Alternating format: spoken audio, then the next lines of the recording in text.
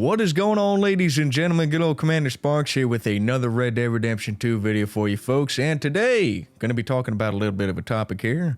Figured I'd discuss it because it's been on my mind a little bit. So without further ado, let's get right into it. So the topic of today's video is why I feel like playing Arthur Morgan in Red Dead Redemption 2 is going to be much different than playing John Marston in Red Dead Redemption 1. There's a couple reasons why I think this. Arthur is a very simple-spoken yet brutal guy. In the one gameplay trailer, I think it was gameplay trailer 2, we had a scene of him in the building when he's getting ambushed by two guys, and he takes a knife and he fucking just jams it right here in the other guy. He's brutal. He's the second-hand man to Dutch. He's like his protege, so to speak, him and John. I was actually reading that last night on the website that they had, that Arthur and John are kind of like Dutch's proteges. So Dutch is going to take him under his wing, and I feel like we're going to be put in situations where we're going to have to act bad. This game, Red Dead Redemption 2, I feel like is more about, okay, you're a part of this gang. In Red Dead Redemption 1, you have the backstory of John being a part of the gang, but we never really actually see him do anything when he was a part of the gang, if that makes any sense. So we're going to be in the thick of it in this one. We're going to be doing things that are questionable morally, I guess, and we're going to be performing and acting in ways that we never got to perform and act in Red Dead Redemption 1 as John. So that's one thing. The game is more brutal, I feel like, in this go around, just based on some of the things that we've seen and the things that you can do. I mean, you can hold people up, you know, apparently there's like, you know, mutilation in the game, or like excessive gore that we've never seen, like decapitations and shit. Apparently you could shoot people's heads off and, you know, shoot horses' legs off and all this other shit. So I feel like the setting of the game itself is just going to allow us to play Arthur very differently than we ever did play John. John is also, like, we saw the aftermath of John being in the gang, and the whole premise of Red Dead Redemption 1 was his redemption in the story. I feel like his whole redemption is that Edgar Ross and Archer Fordham took his family. You know, the law basically took his family, and his whole mission was to do what they wanted him to do to get him back. Now, that meant him doing things that, you know, he didn't necessarily want to do, but I made another video on this about John being a great anti-hero in video games. It's a really, really cool video, I feel like. I'll definitely link it in like a card up in the top right or whatever, so you can go check it out. But it kind of dives into that John, although he did bad things, and he owns up to it, admits that he did bad things in his past, he has ultimately, I feel like in Red Dead Redemption 1, it made sense to play him more as a good character.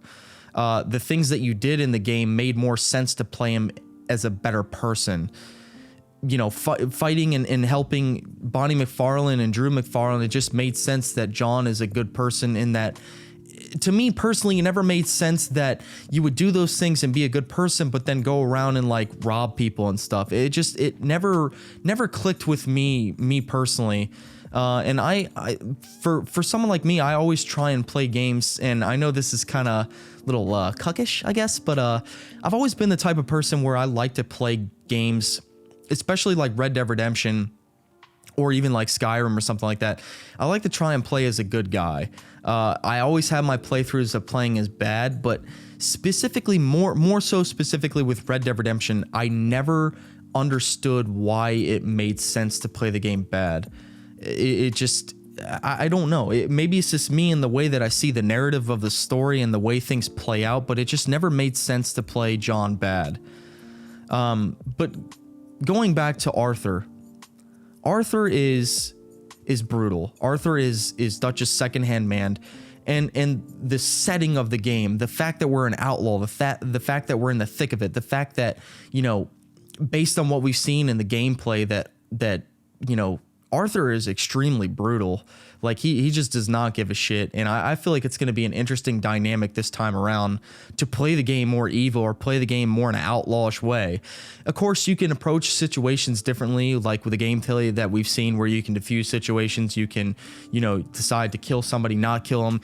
it's going to be very interesting this go around to see how I personally play and to see how other people play it too. I think we've gotten into the routine of playing John and becoming John, and just the way that story was set up to where maybe John was opportunistic, yes, but Arthur is just like, he's Dutch's man. Like he'll do what he says. He's loyal. He's, whatever. And it's going to be interesting to see if the story allows for some deviation from that. Will Arthur be able to, be a better person if he wants to be? I feel like player action, again, in this, like I said in my video about John being an anti-hero, player action plays into this a lot too. The way that you decide to play the game when you're not playing the story has a lot to do with how Arthur is and how different he'll be from John as well. That makes sense with the video as well that I made too, is that player action plays a lot into this as well. With John and the narrative, he played mainly a good guy. He was on the redemption path. I mean, he killed off his former gang members. They did him wrong.